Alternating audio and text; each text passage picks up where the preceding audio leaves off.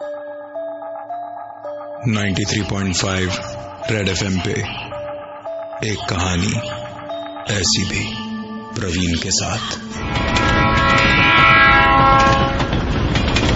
रात 11 बजे मैंने ट्रेन पकड़ी।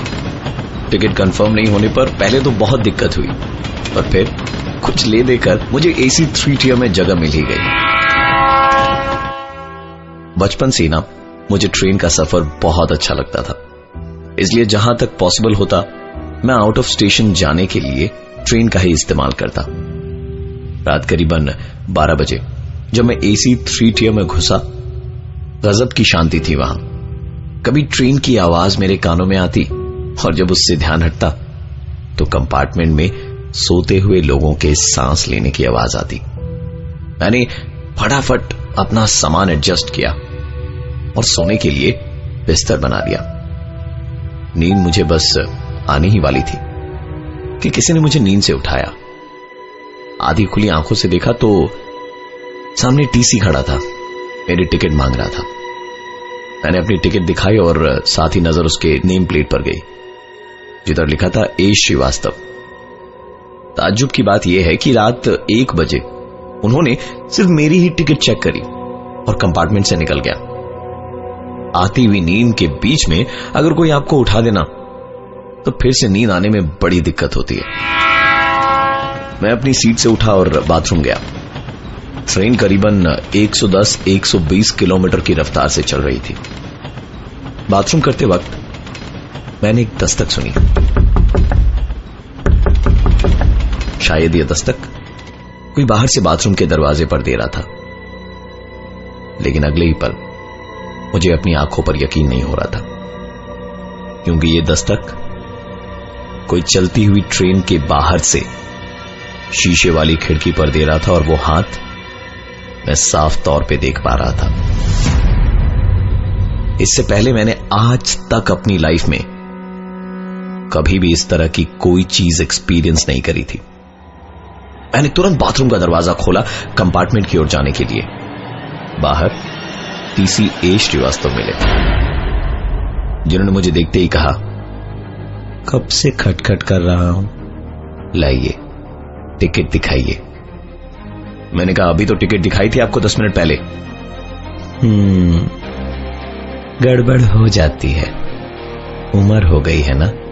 जाइए बर्थ नंबर 35 पर लेट जाइए। 93.5 रेड एफएम पे एक कहानी ऐसी भी, प्रवीण के साथ। AC 3 tier में सफर कर रहा था। गजब की शांति थी ट्रेन के अंदर। रात 1 बजे TC के उठाने से मेरी नींद टूटी।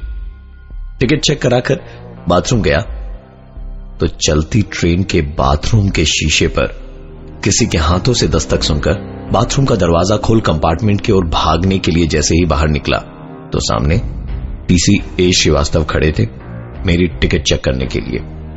मैंने कहा, आपने अभी तो 10 मिनट पहले मेरी टिकट चेक करी थी। वो बोले, भूल जाता हूं, जाइए बर्थ 35 पर चले जाइए। दरवाजा खोलकर मैंने जैसे ही कंपार्टमेंट में घुसने के लिए कदम अंदर रखा, वहां का नजारा देख मेरे होश उड़ गए थे। घड़ी की तरफ देखा तो सुबह के 9 बजे थे। कुछ समझ नहीं आ रहा था मुझे कि आखिर ये हो क्या रहा है। जैसे ही मैं अपनी बर्थ पर पहुंचा, वहां एक आदमी उल्टा लेटा हुआ था। मैंने धीरे से उस आदमी को उठाने की कोशिश करी, पर जैसे ही वो पलटा, उसकी शक्ल मेरी शक्ल से हूबहू मिल रही थी, मानो जैसे मैं ही लेटा हुआ हूं। और ये देखकर मेरा सपना टूटा। मैं अभी भी बाथरूम में ही था और बाहर दरवाजे पर हो रही थी दस्तक। दरवाजा खोला तो सामने थे A श्रीवास्तव, मेरी टिकट चेक करने के लिए। टिकट दिखाकर मैंने घड़ी की ओर देखा। रात के 1:30 बजे थे। कंपार्टमेंट का दरवाजा खोलने से मैं डर रहा था कि कहीं मेरा देखा हुआ सपना सच न हो जाए। कंपार्टमेंट का दरवाजा खोला तो मेरी सांस में सांस आई। सब पहले जैसा था। कभी ट्रेन की आवाज आती तो कभी लोगों के गहरी सांस लेने की आवाज। दबे कदमों से मैं अपनी बर्थ की ओर बढ़ा। मेरी बर्थ पर पहुंचकर सोते वक्त मैंने जैसे ही करवट बदली, मेरे सामने की बर्थ पर एक बच्चे को बैठा हुआ देखा। मैंने कहा, सो जाओ बेटा, रात बहुत हो गई है। सुनकर लड़के ने कहा, अंकल मेरे पापा नहीं मिल रहे, आपने मेरे पापा को कहीं देखा क्या? मैंने जब उससे उसके पापा का नाम पूछा तो वो लड़का बोला, ए श्रीवास्तव। 93.5 रेड एफएम पे एक कहानी ऐसी भी, प्रवीण के साथ। एसी 3 टियर के बाथरूम के दरवाजे पर दस्तक। दरवाजा खोला तो सामने टीसी ए श्रीवास्तव खड़े थे, जो दूसरी बार मेरी टिकट चेक करने आए थे। कंपार्टमेंट के अंदर गया तो मेरी बर्थ के ऑपोजिट में एक लड़का बैठा था, जिसने मुझसे पूछा, आपने मेरे पापा को कहीं देखा है? और उसने अपने पापा का नाम मुझे ए श्रीवास्तव बताया। इनको मैंने अभी अभी बाथरूम के दरवाजे के पास देखा था, इसलिए बच्चे को लेकर मैं तुरंत उसी तरफ निकला। लेकिन तब तक वो शायद किसी और कंपार्टमेंट में टिकट चेक करने चले गए थे।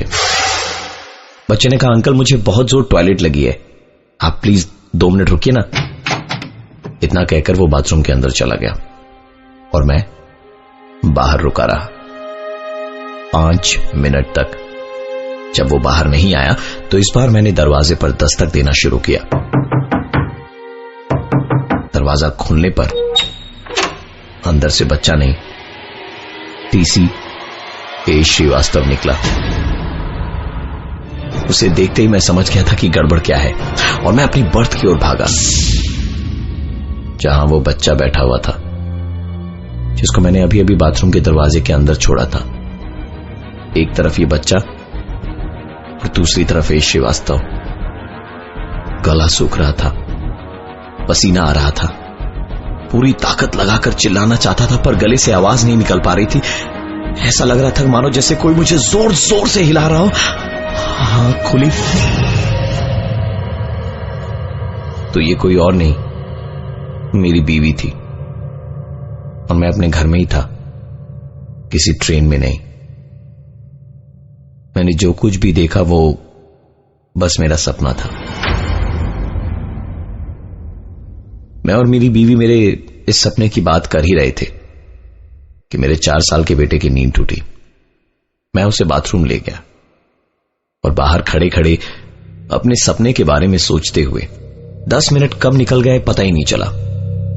इस बीच मेरा ध्यान ही हट गया था कि मेरा बेटा बाथरूम के अंदर है।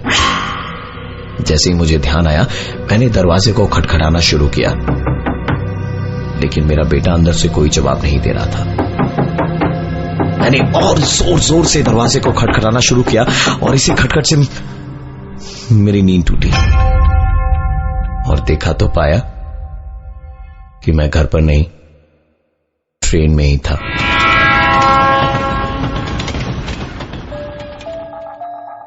.5 रेड एफएम पे एक कहानी ऐसी भी, प्रवीण के साथ। मैंने मेरे सपने में टीसी ए श्रीवास्तव को देखा, जिसने मेरी टिकट 2 बार चेक करी। मेरे सपने में मेरे साथ कई हादसे हुए, जिसने मुझे बेचैन कर दिया। सपने में जब आंख खुली तो मैं घर पर बाथरूम के बाहर अपने 4 साल के बेटे के बाहर आने का इंतजार कर रहा था। जब वो 10 मिनट तक बाहर नहीं आया तो मैंने दरवाजे को खटखटाना शुरू किया और इसी खटखट से मेरी नींद टूटी और देखा तो पाया कि मैं घर पर नहीं, ट्रेन में ही था।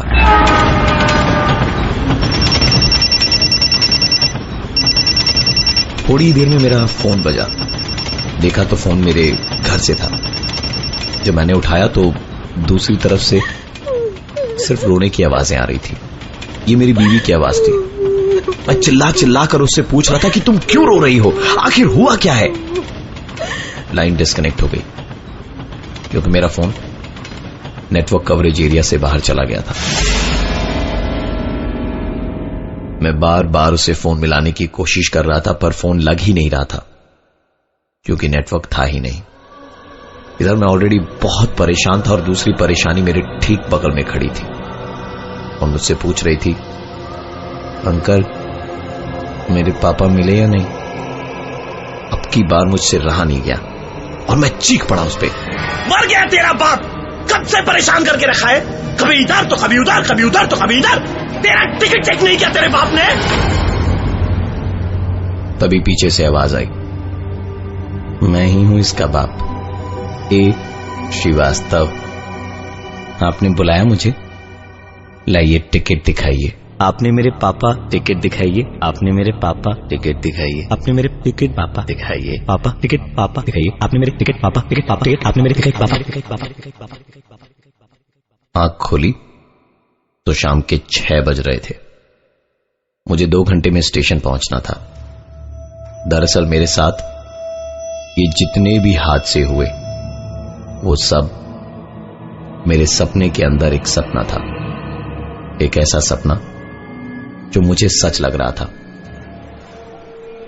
स्टेशन पहुंचा तो ट्रेन प्लेटफॉर्म पर लग चुकी थी पर मेरा कंपार्टमेंट मुझे नहीं मिल रहा था। मैंने टीसी से पूछा तो वो बोले टिकट दिखाइए। नजर नेम प्लेट पर गई तो नाम लिखा था ए श्रीवास्तव। अपने सपने को अपनी आंखों के सामने देखकर वही इंसान, वही चेहरा, वही नेम प्लेट, ए श्रीवास्तव। मुझे लगा कुछ न कुछ कहीं ना कहीं जरूर गलत है, इसलिए मैंने तुरंत अपनी टिकट अपने पॉकेट में डाली और वापस घर के लिए निकल लिया। पूरी रात इस कश्मकश में निकल गई कि आखिरकार ये हुआ क्या था। जाना बहुत जरूरी था इसलिए मैंने अगले ही दिन फ्लाइट के टिकट्स बुक कराई। एयरपोर्ट के वेटिंग लाउंज में बैठा अखबार पढ़ ही रहा था कि टीवी पर आती एक खबर की तरफ मेरा ध्यान गया। हावड़ा स्टेशन से मुंबई जाने के लिए 10:40 पर रवाना हुई थी और रात 1:30 बजे रेलवे ट्रैक पर धमाके के बाद ट्रेन के 13 डिब्बे पटरी से उतर गए और नजदीकी ट्रैक से गुजर रही मालगाड़ी से ये गाड़ी टकरा गई। नीचे स्क्रोल में मरने वालों के नाम में एक नाम ए श्रीवास्तव का भी था और जर्नलिस्ट एक बच्चे का इंटरव्यू ले रहे थे जिसके पापा कहीं खो गए थे। ये उसी ट्रेन के एक्सीडेंट की खबर थी जिससे कल रात वो सफर करने वाला था। मैं हूं प्रवीण और ये थी आज की एक कहानी ऐसी भी। लाइए टिकट दिखाइए। 93.5 रेड एफएम पे एक कहानी ऐसी भी, प्रवीण के साथ बजाते रहो।